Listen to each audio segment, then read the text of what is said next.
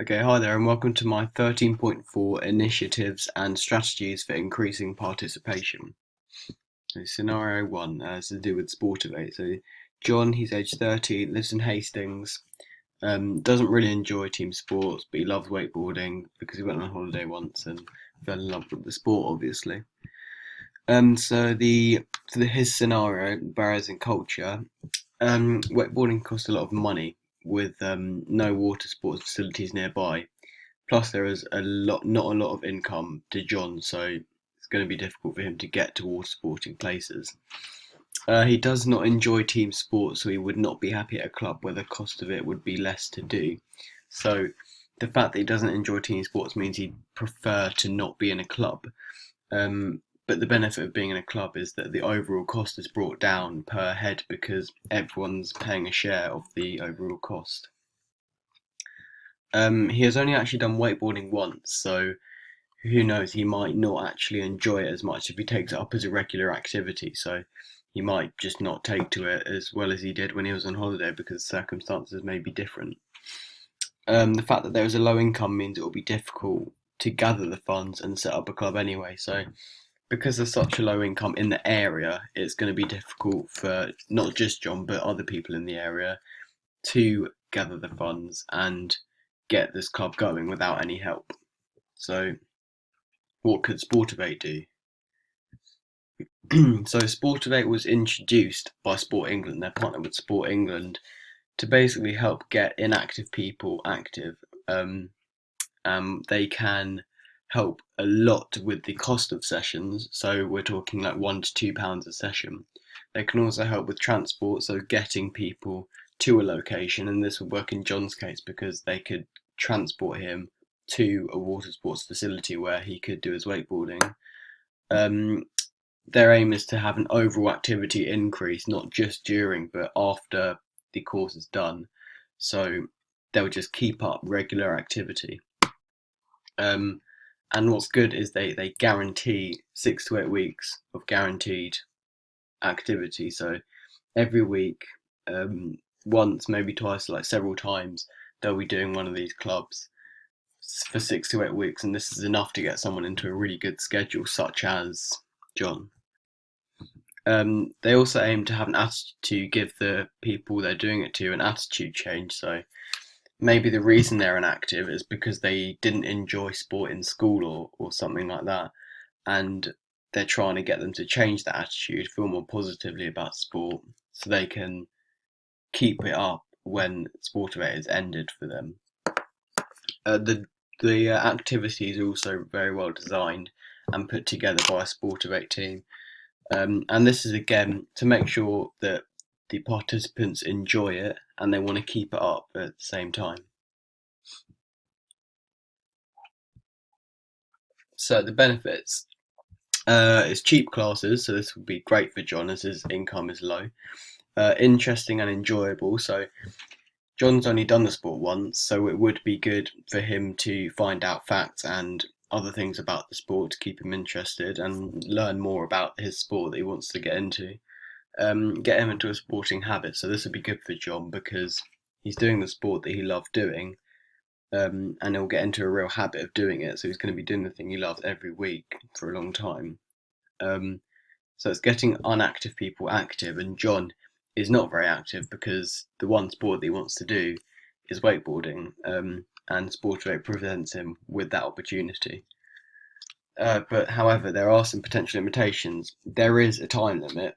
It's a long time limit, but it is a limit, and that's only 6 to 8 weeks. So once that's done, someone like John is going to have to try and find his own way to keep up the wakeboarding classes. Um, and they also only help people under a certain category. So, say if John did somehow come under a category where he wasn't active enough to take part in the Sport of Eight course, he would not be able to do it because he's just not under the category and the target group that they're looking for. And it's also only continuing until March 2017. So, say they only started in February, they're not even going to get the full 6 to 8 weeks because it's going to be ending then in March. Um, So moving on to the next scenario, scenario 2. And this is to do with something called Project 500. So the scenario is Louise is a talented footballer. She has completed her CSL and loves coaching others. Her male PE teacher doesn't encourage her to coach the younger male or female school teams and give the role to the boys in his team. So the barriers. She's getting no encouragement from the people around her, including a coach who's obviously quite a significant person in her life, because this is probably the person who's teaching her a lot of what she knows. And if he's not a very encouraging person, she's going to start to lose motivation and she's not going to feel like she can do it as much. So moving on, she's not going to realise her talents, because if she's being told the whole time that she shouldn't be doing this, shouldn't be doing that, then she might possibly think she's not as good. And if she was, then maybe her coach would be saying otherwise. Her motivation and ambition will go. So if she's constantly being told by her coach this whole time that she can't do it and she shouldn't do it, her motivation's going to go, because she's going to start to believe the guy, and her ambition's going to go along with it. So she won't be as hopeful for it. And the coach might not even let her. So, for example, say she did try to get a coaching job, and this coaching job, for example, had to ask for a reference from one of her coaches.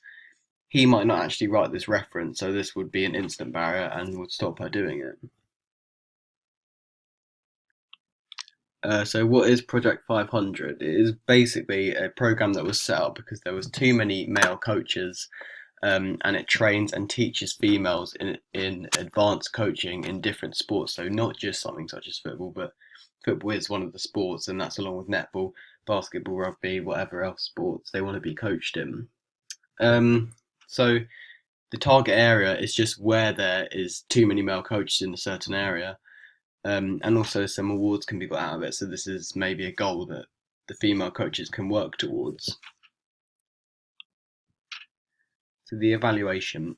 The benefits is that it could get Louise a job. So because she's done the Project 500 course, this will make her look good in the CV, because they'll know she's had good training. She's done a good course to help her get hired, maybe. It's going to keep her motivated also, because she's doing something good and she's doing something that she enjoys doing, as it said in the scenario. So she's constantly being trained as something she enjoys doing. She's going to be motivated regardless, just to keep on going and becoming a better coach. She's also going to be surrounded by people in the same position, so it's not just going to be her one male coach not encouraging her to do it. She's going to be surrounded by people, maybe even in the same situation, where they're not being encouraged as much. And this is going to benefit her again, motivation wise, so mentally. And also, it's going to be better for her social life, because she's going to meet other people and friends who are going for the same goal as her. However, the limitations, she might not get picked to be a coach. So the stat was that 560 coaches have been recruited. So this means there's going to be a lot of female coaches out there at one time. So it's just who's going to get picked, who looks the best. So she might not actually get picked by a company or a club or that sort of thing. She might not get picked because someone might get picked over her. Some males might not want female coaches. That's a culture barrier.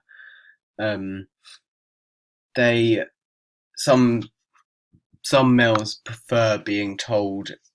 They just listen and work better with a male coach, and it's just a barrier. And she might not actually like it. So once she properly gets into being trained and being coached, she might realise that she doesn't actually like it as much as she did, because it was perhaps more intense or more thorough than she thought it would be. So moving on to the final scenario, sorry. This is school sports game. So the scenario is Sarah has a mobility impairment.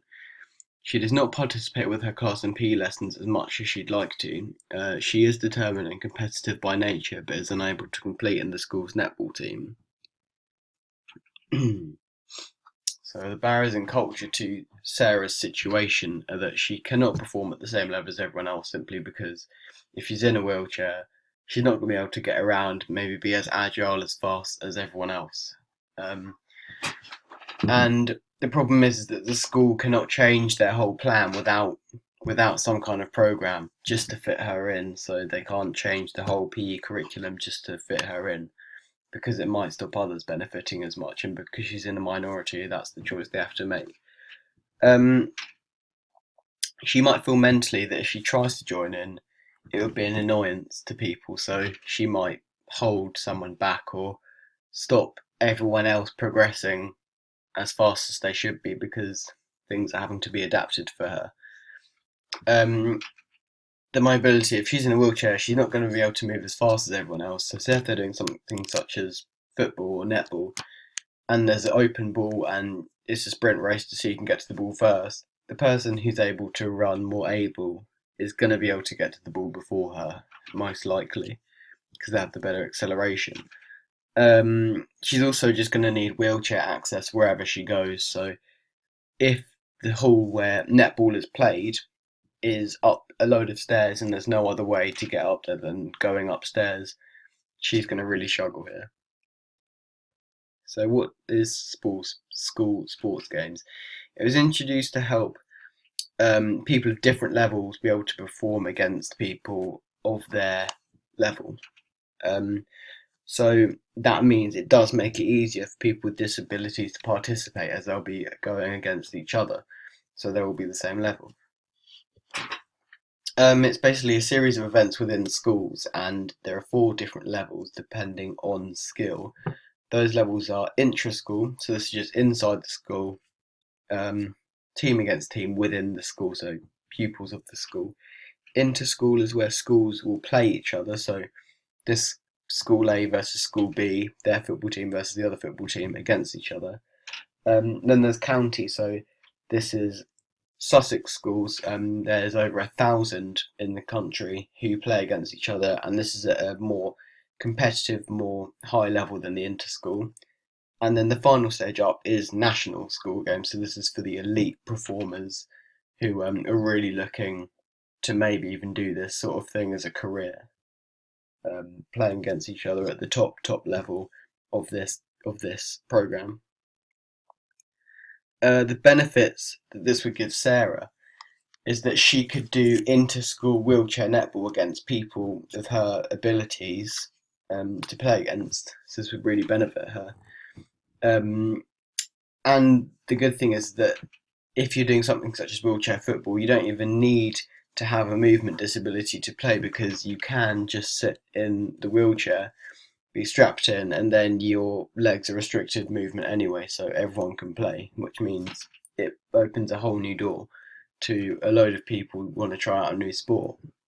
It also means that Sarah's not going to be bothering anyone when trying to play normally. So say before, without the school sport games, there was an elite performer at netball in her class, and she was holding that person back from benefiting and playing at their top level. This isn't going to happen anymore, because they're just going to be in different categories of level. However, the limitations, there might not be enough people wanting to play. So obviously the sports aren't going to be a compulsory thing. So people might just opt not to do this kind of sport that Sarah might want to do. She might not even be at the right school to qualify for inter-school games. So her school might not be able to face against another school, as that isn't the kind of level that they can play at. So the level that Sarah will be at is the Paralympic level, and there's not going to be enough students to be an elite level, a non-elite level, an amateur level within this. So she might come up against someone who's really good at netball in the wheelchair, and compared to her might not be as good. So this might be an unfair advantage, and this would be a barrier. Thank you for watching.